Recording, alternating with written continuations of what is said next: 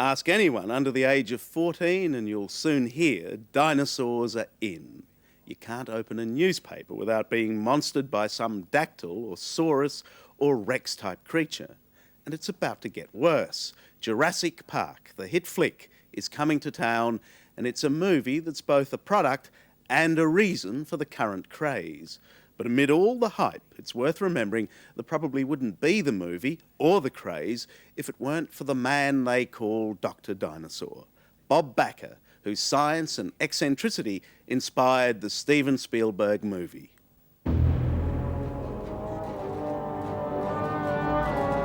After 140 million years, the big fellas are back. This is Steven Spielberg's Jurassic Park, already one of the biggest earners in movie history. Why? Because frightening though they are, everyone loves a dinosaur. Can I touch it? Sure. Just think of it as kind of a big cow. I like cows.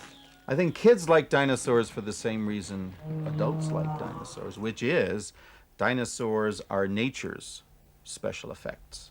They're the only real monsters and dragons we know. And in Jurassic Park, they got it right?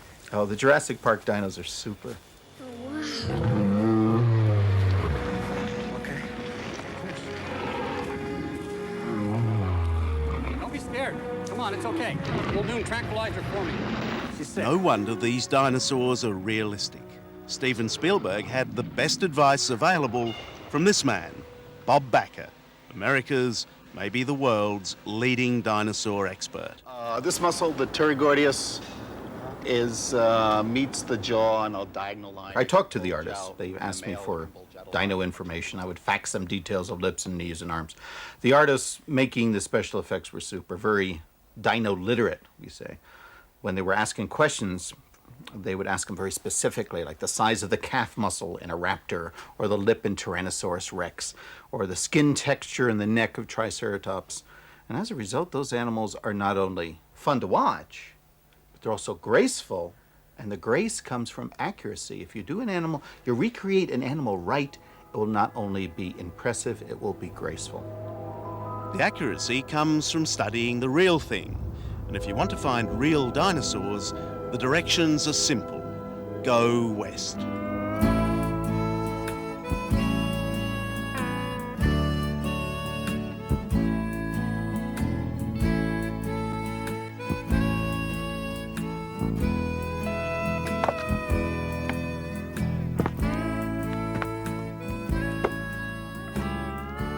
This is the town of Medicine Bow, Wyoming.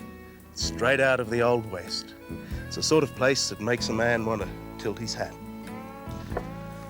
And in those old days, when the West was young and wild, this town was infamous for its gunfights. Indeed, locals tell me that a man was killed right here. Yet today in Medicine Bow, as you can see, nothing's happening. Unless you happen to be into digging up dinosaurs, in which case it's an entirely different story. Ooh, that's a complete spine now. I do indeed. It's stovepipe. This is a stovepipe diplodocus. Oh, I'm so happy. Hooray! Oh, yeah, champagne, yeah. Did you just realize that, or did you realize Well, I that? couldn't see the spine. Okay, what we got here. Is that a big deal, Bob? That's a way big deal. I mean, that's incredible big deal. I mean, we're talking Pulitzer Prize for everybody. And make no bones about it. If anyone's going to win the Pulitzer Prize for digging up dinos, it's Bob Bakker, paleontologist, writer, TV celebrity, and the man who's done more to popularise dinosaurs than Fred Flintstone. This better be good. Is there a bit of academic criticism levelled at someone like you who is very successful and popular in the media? Oh, mercy, yes, the green disease is terrible among academics, you know. I mean, maybe that should be the 11th commandment. Thou shalt not covet thy colleagues' press coverage. The green disease. The green disease. You know, the crested meat eater that's in Jurassic Park, they're the best specimen of that. The American public has always loved Bakker, especially small boys in museums. There's a dinosaur, a meat-eating dinosaur. We saw it in one of Jacob's books. Like a dimensional fin a on frill, yeah, that's Spinosaurus. That's huge, that's bigger than T-Rex. The reason he's so famous? Bakker is the man who turned the whole dinosaur world on its head. When you talk about dinosaurs, you're really talking before Bakker, and after Bakker. It all started while he was still a precocious university student. Yeah, that was in the 60s at Yale, and we were encouraged to challenge authority. And it struck me just staring at the Brontosaurus at Yale, which is a splendid specimen, that traditional dinosaurology had to be bunk. Of course, according to tradition, dinosaurs were big and cold-blooded and stupid and slow, and yet they ruled the world. And our kind, our class, the class Mammalia, smart, hot-blooded, fast. We were the Untermensch of evolution, the little furballs scuttling about. So mammals, we were actually there at the time of the dinosaurs. You bet. We started at the same instant in the Darwinian race. And we mammals stayed small for 160 million years. The dinosaurs got big and big and big. What did we do? Just keep quiet? We just kept small. We were good little furballs. There were lots of us little furballs, but we were little furballs. We said sir a lot. Yes, absolutely. Well, you would keep quiet with this guy walking around, wouldn't you? Look at this thigh bone and imagine the size of that monster. Yeah. When I was growing up as a kid, Brontosaurus was a great, big, slow, stupid, stuck-in-it, swamp, cold-blooded gray animal who was a bad mother. Now we know that's all wrong. It was a hot-blooded critter, basically a 30-ton bird, had bright colors, at least the males in the breeding season. Took care of Wait its on, young. did he say bird? The brain was Yes, small, that's the other part of the Bakker revolution. Not only were these animals warm-blooded and fast, but they didn't disappear from the earth. full of air. They evolved into birds. An air sac system ran through the whole body. As in a bird. Absolutely, from head to about here. There were these air pockets connected to the lungs, connected to the windpipe. It's exactly the same sort of plumbing a bird has and makes the breathing twice as efficient as ours. It's a fantastic system that dinosaurs evolved and passed down to birds. Do you think This air birds sac are the system. evolutionary descendants? Oh, there's no doubt about it. So treat your budgie with respect. The cousin of T-Rex. So what we're looking at here isn't a great, lumbering, obsolete brute, but a prototype eagle. It may be a radical theory, but then Bob is a very persuasive man. Now I'm coming round to your way of thinking, Doc, that looks like nothing other than a great big chook's foot. Yeah, you bet. 3 big toes going forward like that. 1, 2, 3. So this thing would make great big chicken tracks. Don't think of T-Rex as a 5-ton, cold-blooded lizard, slow and stupid. Think of T-Rex as the 10,000-pound chicken from hell. And that's how Steven Spielberg saw it.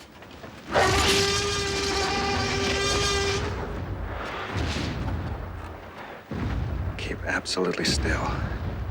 This vision is based on movement. Turn the light off. Turn the light off. Turn the light off! Jurassic Park is, in fact, the world according to Bakker. But before you can reconstruct a dinosaur, you've got to pull its bones out of the ground. So, Bob, how long ago are we talking with this bone? 144 million. The last episode of the Jurassic period. Jurassic period had a lot of episodes, went on forever, like a total of 60 million years altogether. This is the last few million years. Working as unpaid labour for my paleontological pal, I got to learn the most amazing things about dinosaurs. For instance, did you know they were good mothers? How do you know they took care of their young? From the footprints. You never find baby Bronto footprints by themselves. They're always in a Fossilized group. footprints. Yeah. They're always surrounded by the footprints of adults, and there's something else too. You never find many baby Brontos. The reproductive rate was low. The only way you can have a low reproductive rate is to have low infant mortality. See, like elephants today. Now I have to hit you with this, I'm afraid. It's just a tradition. What? It's a Bakker ritual. When you dig your first bones, like crossing the equator, you just have to get plastered. band should be playing something. This is Churchill's charge at Umdurman. Bob's a character. Mahdi's troops He can behave like such a Fruit Loop that you could forget that this is one of America's most eminent scientists. That's right. I see squid buds. The whites of the buds. I see squid buds. And what about his house? It looks like the aftermath of a Brontosaurus birthday bash. Have you only just moved in here? Yes and no. We've been here 4 years, but we keep on moving thousands of books in. How much can a man's living environment be a reflection of his personality and maybe even his brain? No, it reflects the conflict between being able to afford books and being able to afford bookshelves, really. It's this sort of dialectic.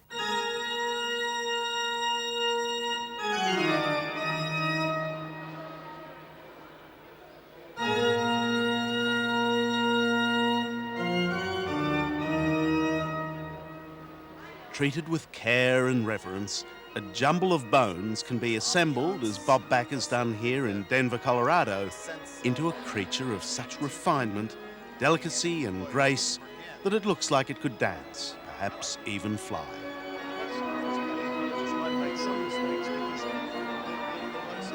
With Bob Bakker, anything is possible. Delicate is a word that I never thought I'd use to describe a T-Rex. Delicate, It and is, yet it's got a strength combined with grace. This is not a clunker. And that whole arrangement's a lot like a big version of the cassowary, the big mean bird in New Guinea. And that bird can jump up and kick you and run at nearly 40 miles an hour. This is a lot like that. All the technical tricks in the world, all the computer-generated gee-whizzery of Hollywood cannot compare with a late afternoon stroll with Bob Bakker into the real thing. We have a time machine. It costs you virtually nothing. All you have to do is dig, observe, and think. Bakker's enthusiasm creates its own special effects. With him, those old bones come back to life.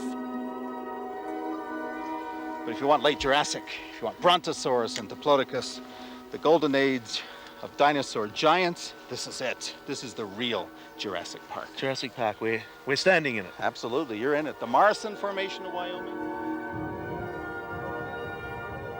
Now bring it to life for me. What do we see moving out there? And you'd see a line of clouds, a screen of rain hitting the ground. Then far in the distance, you'd see some dust being kicked up. Something large in a group. You come closer and closer and you see the next. Coming this way. Coming this way, 10 feet above the ground, 20, 40. You see one rear up on its hind legs and tail and start nipping the top of a tree, 35 feet off the ground. That's a Brontosaurus. Tell me, what would you pay for a time machine to go back? What would you give? Nothing. Nothing? I have it. You have it. It's right here. You were in it.